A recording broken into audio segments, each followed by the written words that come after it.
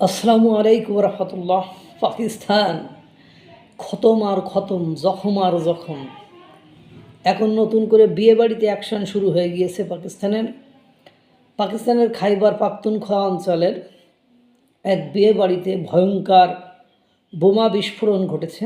সেই বোমা বিস্ফোরণে জায়গাতেই 10 জন খতম হয়ে গিয়েছে এবং আরও 10 থেকে 12 জনের অবস্থা ব্যাপক খারাপ। তারা হয়তো বা ওই খতম হওয়া 10 জনের পথেই তাদেরকে যেতে হবে। এর চেয়ে সবচেয়ে যে বড় যে ঘটনা, এই বিয়ে বাড়িতে কেন এই নাচ গান আনন্দ ঘন পরিবেশের মধ্যে এই ঘটনা ঘটল? সেখানে তো সবাই আনন্দিত। সেখানে কী বা ছিল যে এখানে বোমা বিস্ফোরণ ঘটাতে হলো? হ্যাঁ, সেখানে শান্তি প্রতিষ্ঠা কমিটির প্রধান নূর আলম মেসুদ উনি উপস্থিত ছিলেন। এই নূর আলম মেসুদ ইনি পাকিস্তান সেনাবাহিনীর বা গোয়েন্দা সংস্থা আইএসআইয়ের অত্যন্ত ঘনিষ্ঠ এবং তাদের হয়ে কাজ করে থাকেন। কিন্তু এর পেছনে একটা বড় ব্যাকগ্রাউন্ড রয়েছে। এই নূর আলম মেসুদ ইনি খাইবার পাখতুনের যে বিদ্রোহী গোষ্ঠী টিটিপি, তেহরিকে তালেবান পাকিস্তান, তার একজন সদস্য ছিলেন এবং পাকিস্তানের যখন একের পর এক টিটিপির সাথে অঘটন ঘটতে থাকে এবং টিটিপির পক্ষ থেকে বারবার হামলা চালানো হয়, পাকিস্তানকে হেনস্থা করা হয়, ঠিক সেই সময় তেহরিকি তালেবান পাকিস্তানের যিনি প্রধান তার সাথে বেইমানি করে এই নূর আলম মেসুদ ইনি বের হয়ে চলে আসেন।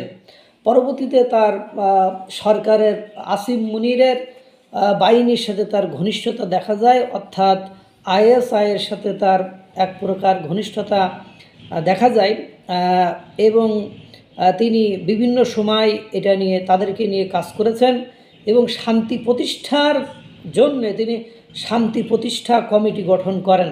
অর্থাৎ আমি প্রায়ই বলি, পাকিস্তান এত শান্তির দেশ, ইসলামের দেশ, মানে শরিয়ার দেশ, এ দেশ সে দেশ, হা হা হা, এমন একটা দিন পাবেন না যে দিন সেখানে মানুষের জীবন এইভাবে বাড়ির ছাদের মতো, মনে করেন ওই পশু পাখির মতো, মানে এরকম উড়ে যায়, মারা যায়, শেষ হয়ে যায়। মানে জীবনের এখানে কোনো মূল্য নেই, এখানে মানুষের 2 পয়সা মূল্য নেই। এই যে খাইবার পাখতুনখোয়া অঞ্চলে বিয়ে বাড়িতে মানুষ যখন আনন্দে মশগুল ছিল, ঠিক সেই সময় এই নূর আলম মেসুদ এর কারণে এতগুলো জীবন শেষ হয়ে গেল। বাড়ির ছাদ পর্যন্ত নাকি উড়ে গিয়েছে এমন ভয়ঙ্কর বোমা। ওই যে মানে হাজারি, মাসুদ হাজারি বলেছিলেন যে আমার কাছে হাজার হাজার বোমা আছে, আত্মঘাতী বোমা আছে, যারা ওই বোমা শরীরে বেঁধে যায় যে মানুষকে উড়িয়ে দেয়। এই দেশের মানুষের কাছ থেকে আপনি কি আশা করেন? এর 2 দিন আগেই আপনারা জানেন আব্দুল গফফার নামে আইএসআই এর আর এক জঙ্গি, লস্করে তৈবার এক জঙ্গি, তাকেও বিয়েবাড়ি থেকে বের হওয়ার পরে 2 জন এসে তাকেও শ্যুট করে, গুলি করে খতম করে। এটাই চলছে পাকিস্তানের। দেখতে থাকুন। আল্লাহ তাআলা সকলকে ভালো রাখুক, সুস্থ রাখুক। আসসালামু আলাইকুম রহমতুল্লাহ।